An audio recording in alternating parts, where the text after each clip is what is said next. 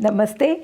आज मनस्युक्ति के एपिसोड में हम एक बुक की समरी देखेंगे और इसका प्रॉमिस मैंने 4-5 साल पहले किया था कि मैं जो भी पढ़ूंगी, जो भी किताबें मैं पढ़ूंगी उसकी मैं समरी ज़रूर प्रोवाइड करूंगी। So here we go. ये बुक जो है उसको मैंने 2020 में पढ़ी थी और इसकी मैंने समरी खुद बनाई हुई है, तो मैं अपनी समरी ही थोड़ी बहुत पढ़ूंगी। ऑथेंटिकली रॉबिन शर्मा की बुक है और उससे मेरे अपने नोट्स और मैंने क्या सीखा ये उसके बारे में है। ये किताब शुरू होती है आपके एक ऐसे सक्सेसफुल इंसान के थ्रू जो कि लाइफ में उसके पास सब कुछ है बट कहीं ना कहीं उसका ट्रू सेल्फ मिसिंग है। वो that fellow ended up in the bar and hit something and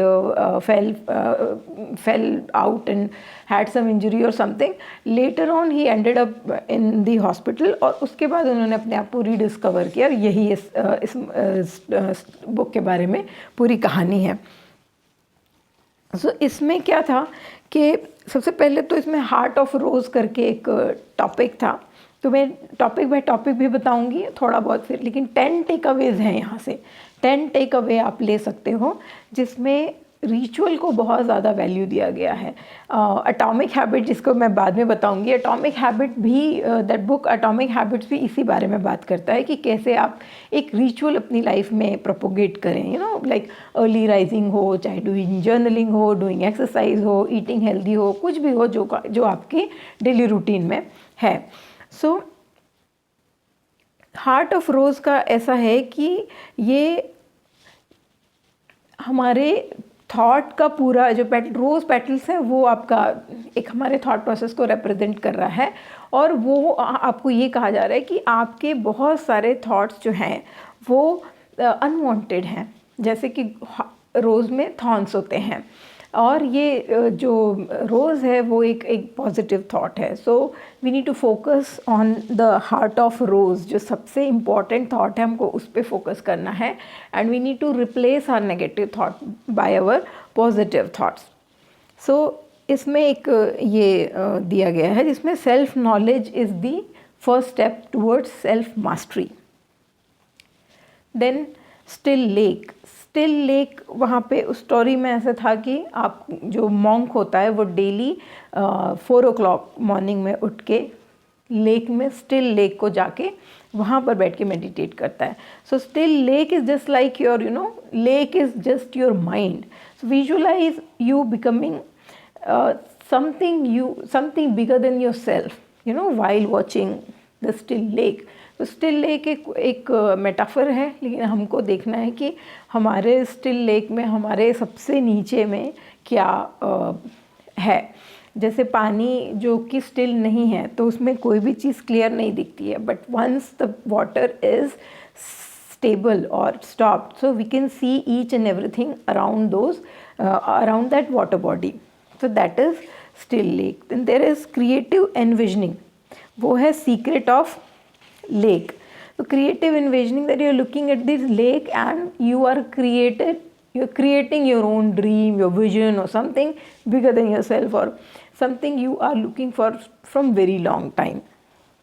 And then there is a saying by one of the thinker, Foster C. McClellan. He is saying that trust yourself, create the kind of life you will be happy to live with all your life. Make most of yourself by fanning the tiny inner spark of possibility into the flames of achievement. So fanning the tiny sparks of inner creativity, we can achieve lots of things through that particular thing. फिर वहाँ पे एक और slogan आता है कि he who serves the most reap the most. So devoting your life to the service is the essential part and essence of your being a human being,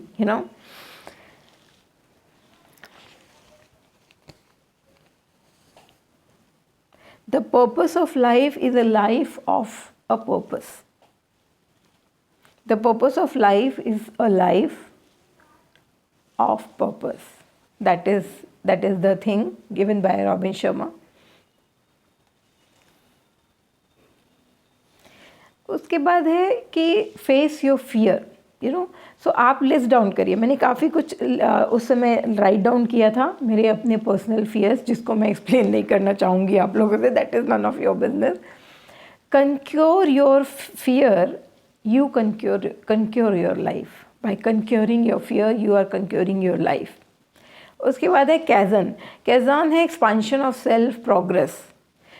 कैज़ान में pink wire का डिस्कशन किया गया है कि that pink wire और जो filament है वो थोड़ा करके बड़ा एक वो बनता है, रोप बनता है, जो कि काफ़ी अनब्रेकेबल होता है। तो हर habits are like that only, small habits, you know, collected habits can create our destiny in life.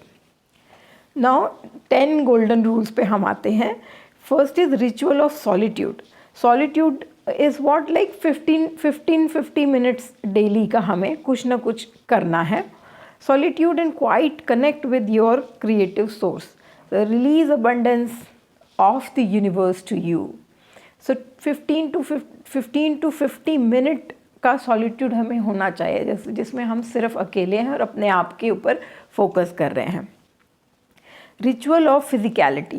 So ritual of physicality is deal with, you know, any physical activity, whether it is yoga, cycling, running, swimming, jumping, rope skipping, anything, aerobics, anything can be the ritual of physicality. I need not to explain that to anyone. And to breathe properly is to live properly. Breathe to thrive. It is written by me. Breathe to thrive, written by me. So just take a deep breath. अभी क्योंकि अब अगर हमने पढ़ लिया है तो 2-3 cleansing breath हम लेते हैं। हम कैसे क्लिनजिंग ब्रेथ, डीप ब्रीथ लेंगे और ब्रीथ आउट माउथ से करेंगे, and will produce a sound and will feel much better than before. Take a deep breath in. Breathe out with a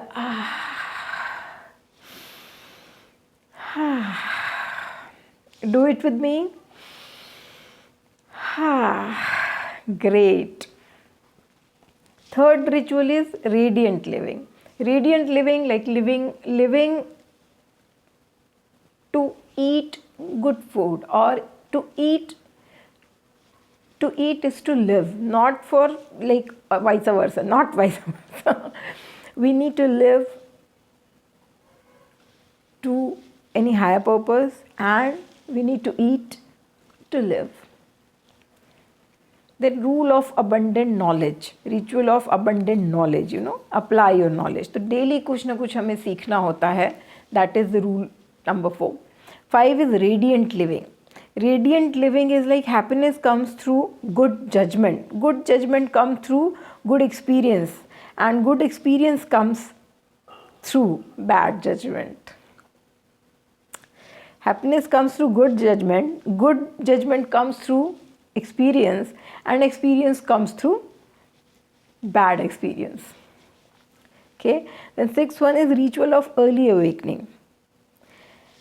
Early awakening, I usually get up around 4 or 5 a.m. daily, and that is another book by Robin Sharma, the 5 a.m. Club.